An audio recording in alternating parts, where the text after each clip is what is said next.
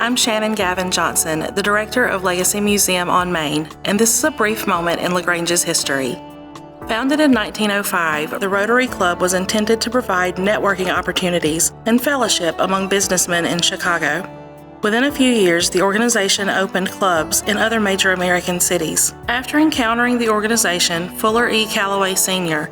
was quite interested in creating a club here in LaGrange, and he quickly recruited several of his colleagues. This group first met in May of 1923 and held their first meeting in July at the Southwest LaGrange YMCA. Their charter was granted in September of that year. Initially, the club was mostly comprised of executives connected to Callaway Mills, though this did not exactly work with Rotary policies. To encourage diversity, Rotary classifies each member by occupation and limits only 2 members per field. With the unusual number of members working in the textile industry, classifications for the local club had to be broken down to types of products produced, like yarn, hose, and heavy duck, with Fuller Calloway Sr. being classified as capitalist. For the charter ceremony, the club held a gala attended by representatives from Rotaries across the state, including members of the West Point Rotary who sponsored the LaGrange Club. A short time later, the first weekly bulletin was issued with the thread, "This is our first assault with intent to issue a bulletin. If we get by with this one, we're liable to do this every week." The bulletin has continued to be a mainstay of the club, filled with news, announcements, and cheeky notes. From the outset, this club was intended to develop and encourage all sorts of local civic and business matters, but also to take on civic projects. Among the first major projects was a new building for the public library. Joining forces with the Women's Club, $25,000 was raised and the new library opened on Church Street in 1926 as LaGrange Memorial Library,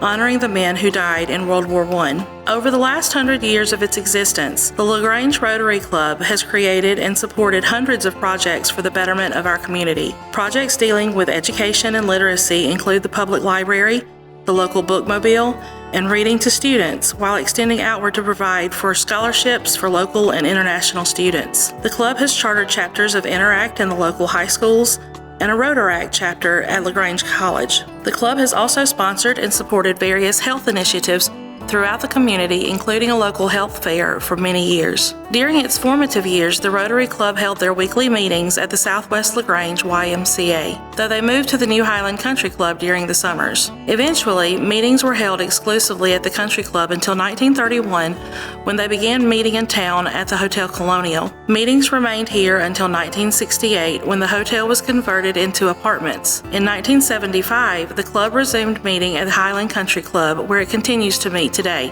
Most Rotary Club weekly meetings feature a speaker who may inform or entertain. Over the years, LaGrange Rotary has hosted government officials, including future President Franklin Delano Roosevelt during his term as governor of New York, and numerous state assemblymen and congressmen. World War I's most decorated soldier, Sergeant Alvin York, addressed the group in 1932, and NASA astronaut Ellen Baker spoke to the club in 1986. This year, LaGrange Rotary is celebrating 100 years of working with the community to provide service above self.